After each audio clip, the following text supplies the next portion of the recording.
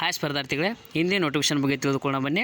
ಹಿಂದೆ ನೋಟಿಫಿಕೇಷನ್ ಏನಂದರೆ ಇಂಡಿಯನ್ ಆಯಿಲಲ್ಲಿ ಖಾಲಿ ಇರುವಂಥ ಡಿಪಾರ್ಟ್ಮೆಂಟ್ ಆಫ್ ಜೂನಿಯರ್ ಇಂಜಿನಿಯರ್ಸ್ ಅಥವಾ ಆಫೀಸರ್ಸ್ ಹುದ್ದೆ ಖಾಲಿ ಇದ್ದು ನೋಡಿರಿ. ಈ ಹುದ್ದೆಗೆ ನಾವು ಅಪ್ಲಿಕೇಶನ್ ಹಾಕಬೇಕಾದ್ರೆ ಯಾವ ರೀತಿ ಕ್ವಾಲಿಫಿಕೇಷನ್ ಇರಬೇಕು ಮತ್ತು ಏಜ್ ಲಿಮಿಟ್ ಯಾವ ರೀತಿ ಐತಿ ಅಂತ ನೋಡೋಣ. ನೋಡೋಕ್ಕಿಂತ ಮುಂಚೆ ಇನ್ನೂ ಯಾರು ನನ್ನ ಚಾನಲ್ಗೆ ಸಬ್ಸ್ಕ್ರೈಬ್ ಆಗಿಲ್ಲ, ದಯವಿಟ್ಟು ಸಬ್ಸ್ಕ್ರೈಬ್ ಮಾಡ್ಕೊಳ್ಳಿ. ಬನ್ನಿ, ಹಾಗಾದರೆ ವೇಕೆನ್ಸಿ ಯಾವ ರೀತಿ ಖಾಲಿ ಇದಾವೆ, ಎಷ್ಟು ಪೋಸ್ಟ್ ಕ್ಯಾಟಗರಿ ವೈಸ್ ಹಂಚಿಕೆ ಮಾಡಲಾಗಿದೆ, ಇದು ಎಕ್ಸಾಮ್ ಯಾವ ರೀತಿ ಐತೆ ಅಂತ ನೋಡೋಣ. ನೋಡಿರಿ, ಮೊದಲನೇದಾಗಿ ಹುದ್ದೆಯ ಹೆಸರು ಬಂದುಬಿಟ್ಟು ಜೂನಿಯರ್ ಇಂಜಿನಿಯರ್ ಅಥವಾ ಆಫೀಸರ. ಇದು ಯಾವ ರೀತಿಯ ಕ್ವಾಲಿಫಿಕೇಷನ್ ಇರಬೇಕಂದ್ರೆ ಅಭ್ಯರ್ಥಿಗೆ ಕೆಮಿಕಲ್, ಮೆಕ್ಯಾನಿಕಲ್, ಎಲೆಕ್ಟ್ರಿಕಲ್ ಮತ್ತು ಇನ್ಸ್ಟ್ರೂಮೆಂಟೇಷನ್ ಅಂತೇಳಿ ಡಿಪ್ಲೊಮಾನಲ್ಲಿರುವ ಸಬ್ಜೆಕ್ಟ್ಗಳನ್ನು ಓದಿದ ಅಭ್ಯರ್ಥಿ ಈ ಹುದ್ದೆಗೆ ಅಪ್ಲಿಕೇಶನ್ ಹಾಕೋಕ್ಕೆ ಅವಕಾಶ ಇರುತ್ತೆ. ನೋಡಿರಿ, ಸ್ಯಾಲ್ರಿ ಯಾವ ರೀತಿ ಐತೆ ಅಂದರೆ ಈ ಹುದ್ದೆಗೆ 30,000ರಿಂದ 1,20,000ವರೆಗೂ ಈ ಹುದ್ದೆಗೆ ಸ್ಯಾಲ್ರಿ ಐತಿ. ನೋಡಿರಿ, ಅಭ್ಯರ್ಥಿ ಕ್ವಾಲಿಫಿಕೇಷನನ್ನು ಯಾವ ರೀತಿ ಐತಿ ಅಂದ್ರೆ 3 ವರ್ಷದ ಡಿಪ್ಲೊಮಾನ ಅಭ್ಯರ್ಥಿ ಕಂಪ್ಲೀಟ್ ಮಾಡಿರಬೇಕು ಮತ್ತು ಡಿಪ್ಲೊಮಲ್ಲಿ ಅಭ್ಯರ್ಥಿ ಮಿನಿಮಮ್ 65% ಜನರಲ್ EWS OBC ಅಭ್ಯರ್ಥಿಗಳು 65 ತೊಗೊಂಡು ಪಾಸ್ ಆಗಿದ್ದರೆ, ಇನ್ನು SC ST PWBD ಅಭ್ಯರ್ಥಿಗಳು 55% ತೊಗೊಂಡು ಪಾಸ್ ಆಗಿದ್ದರೆ ಈ ಹುದ್ದೆಗೆ ಅಪ್ಲಿಕೇಶನನ್ನು ಹಾಕ್ಬೋದಾಗಿರ್ತದೆ. ಇನ್ನು ಡಿಪ್ಲೊಮಲ್ಲಿ ಸಬ್ ಡಿಪಾರ್ಟ್ಮೆಂಟ್ ಯಾವ ರೀತಿ ಇರ್ತಂದ್ರೆ ನೋಡ್ರಿ, ಈಗ chemical engineering, chemical technology fertilisers ಮತ್ತು ಪೆಟ್ರೋಕೆಮಿಕಲ್ ಇಂಜಿನಿಯರಿಂಗ ಮತ್ತು ಪೆಟ್ರೋಕೆಮಿಕಲ್ ಟೆಕ್ನಾಲಜಿ ಅಥವಾ ರಿಪೇರಿಂಗ್ ಆ್ಯಂಡ್ ಪೆಟ್ರೋಲ್ ಇಂಜಿನಿಯರಿಂಗಲ್ಲಿ ಅಭ್ಯರ್ಥಿ ಕ್ವಾಲಿಫಿಕೇಷನನ್ನು ಮುಗಿಸಿರ್ಬೇಕಾಗಿರ್ತದೆ. ಇನ್ನು ಎರಡನೇದಾಗಿ ಮೆಕ್ಯಾನಿಕಲ್ ಮಾಡಿದ ಅಭ್ಯರ್ಥಿಗಳು ಅಪ್ಲಿಕೇಶನ್ ಹಾಕ್ಬೋದು. ಇನ್ನು ಮೂರನೇದಾಗಿ ನೋಡೋದಾದರೆ ಎಲೆಕ್ಟ್ರಿಕಲ್ ನೋಡಿರಿ, ಒಂದು ಎಲೆಕ್ಟ್ರಿಕಲ್ ಆಗಿರಬೇಕು ಅಥವಾ ಎಲೆಕ್ಟ್ರಿಕಲ್ ಮತ್ತು ಎಲೆಕ್ಟ್ರಾನಿಕ್ಸ್ನಲ್ಲಿ ಅಭ್ಯರ್ಥಿ ಕ್ವಾಲಿಫಿಕೇಷನ್ ಆಗಿರಬೇಕು. ಇಲ್ಲಾಂದರೆ ಎಲೆಕ್ಟ್ರಿಕಲ್ ಮತ್ತು ಪವರ್ ಸಿಸ್ಟಮ್ನಲ್ಲಿ ಅಥವಾ ಎಲೆಕ್ಟ್ರಿಕಲ್ ಮತ್ತು ಇಂಜಿನಿಯರಿಂಗಲ್ಲಿ ಇಂಡಸ್ಟ್ರಿಯಲ್ ಕಂಟ್ರೋಲ್ನ ಅಭ್ಯರ್ಥಿ ಅಧ್ಯಯನ ಮಾಡಿರಬೇಕಾಗಿರ್ತದೆ. ಇನ್ನು ನಾಲ್ಕನೇದಾಗಿ ನೋಡೋದಾದರೆ ಇನ್ಸ್ಟ್ರೂಮೆಂಟೇಷನ್ನ ನೋಡಿರಿ, ಇನ್ಸ್ಟ್ರೂಮೆಂಟೇಷನಲ್ಲಿ ಎಲೆಕ್ಟ್ರಾನಿಕ್ಸ್ ಕಂಟ್ರೋಲ ಮತ್ತು ಅಪ್ಲೈಡ್ ಎಲೆಕ್ಟ್ರಾನಿಕ್ಸ್ ಮತ್ತು ಇನ್ಸ್ಟ್ರೂಮೇಷನ್ ಬಗ್ಗೆ ಅಭ್ಯರ್ಥಿ ತಿಳಿದಿರಬೇಕಾಗಿರ್ತದೆ.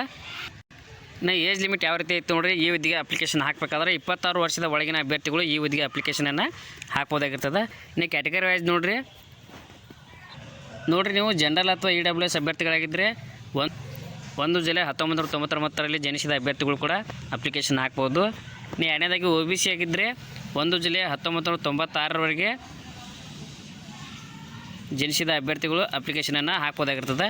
ಇನ್ನು SC STಗಳಾಗಿದ್ದರೆ 1 ಜುಲೈ 1994ರಂದು ಜನಿಸಿದ ಅಭ್ಯರ್ಥಿಗಳು ಕೂಡ ಅಪ್ಲಿಕೇಶನ್ ಹಾಕ್ಬೋದು. ಇದೇನೆಂದರೆ ಏಜ್ ರಿಲ್ಯಾಕ್ಸೇಷನ್ಸ್ ಆಗಿರ್ತದೆ.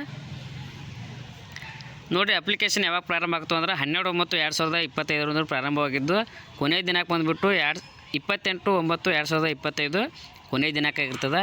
ಮತ್ತು ನಿಮಗೆ ಅಡ್ಮಿಟ್ ಕಾರ್ಡ್ ಯಾವಾಗ ಬಿಡ್ತಾರಂತ ಡೇಟ್ ಕೂಡ ಅವರು ರಿಲೀಸ್ ಮಾಡ್ಯಾರ. ನೋಡಿರಿ, ಅಡ್ಮಿಟ್ ಕಾರ್ಡ ನಿಮಗೆ 16/10/2025 ಅಡ್ಮಿಟ್ ಕಾರ್ಡ ಆನ್ಲೈನ್ ವೆಬ್ಸೈಟ್ನಲ್ಲಿ ರಿಲೀಸ್ ಆಗುತ್ತೆ. ಇನ್ನು ಎಕ್ಸಾಮ್ CBT ಎಕ್ಸಾಮ್ ಆಗಿರ್ತದೆ. ಇದು 31/10/2025 CBT ಎಕ್ಸಾಮ್ ಮೂಲಕ ಅಭ್ಯರ್ಥಿಗಳನ್ನ ಸೆಲೆಕ್ಟ್ ಮಾಡ್ಕೊತಾರೆ. ನೀವು ಅಪ್ಲಿಕೇಶನ್ ಯಾವ ರೀತಿ ಹಾಕಬೇಕಂದ್ರೆ ಓನ್ಲಿ ಅಪ್ಲಿಕೇಶನನ್ನು ಆನ್ಲೈನ್ ಮೂಲಕ ಹಾಕಬೇಕಾಗಿರ್ತದೆ. ಅಫಿಷಿಯಲ್ ವೆಬ್ಸೈಟ್ಗೆ ಹೋಗಿ ಅಪ್ಲಿಕೇಶನನ್ನು ಹಾಕ್ಬೋದಾಗಿರ್ತದೆ. ನೋಡಿರಿ, ಈ ಹುದ್ದೆಗೆ ಸೆಲೆಕ್ಷನ್ ಪ್ರೊಸೆಸ್ ಯಾವ ರೀತಿ ಐತೆ ಅಂದ್ರೆ ಮೊದಲೇದು ಕಂಪ್ಯೂಟರ್ ಬೇಸ್ಡ್ ಎಕ್ಸಾಮ್ ಆಗಿರ್ತದೆ. ಎರಡನೇದಾಗಿ ಗ್ರೂಪ್ ಡಿಸ್ಕಷನ್ನ ಅಥವಾ ಗ್ರೂಪ್ ಟಾಸ್ಕ್ ಇರ್ತೈತಿ. ಇನ್ನು ಮೂರನೇದಾಗಿ ಪರ್ಸನಲ್ ಇಂಟರ್ವ್ಯೂ ಇರ್ತೈತಿ. ಇದು 3 ರೀತಿಯ ಮೂಲಕ ಅಭ್ಯರ್ಥಿಗಳನ್ನ ಸೆಲೆಕ್ಟ್ ಮಾಡ್ಕೋತಾರೆ.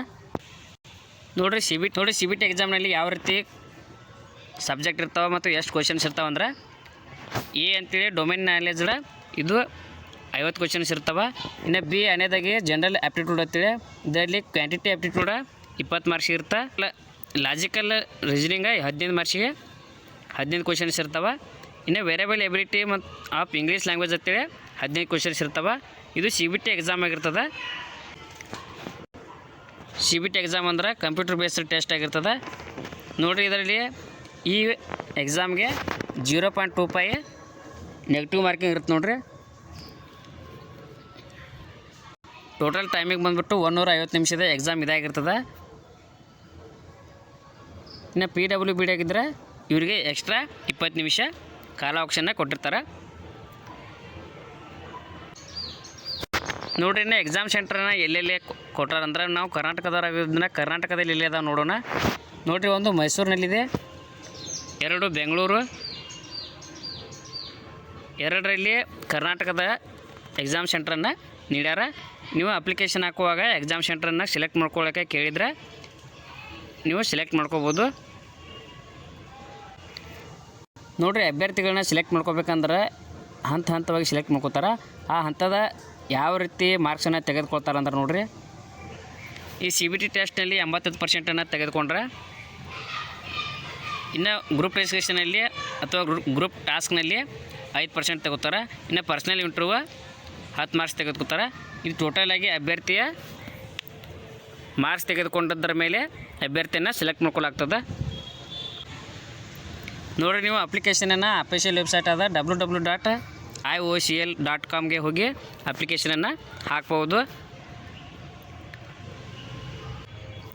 Thank you. ಇನ್ನೂ ನನ್ನ ಚಾನಲ್ಗೆ ಸಬ್ಸ್ಕ್ರೈಬ್ ಆಗಿಲ್ಲ, ದಯವಿಟ್ಟು ಸಬ್ಸ್ಕ್ರೈಬ್ ಮಾಡ್ಕೊಳ್ಳಿ. ಮುಂದೆ ಯಾವುದೇ ಜಾಬ್ ಬಗ್ಗೆ ನಾವು ತಿಳಿಸಿದಾಗ ನಿಮಗೆ ನೋಟಿಫಿಕೇಷನ್ ಮೂಲಕ ತಿಳಿದು ಬರ್ತದೆ.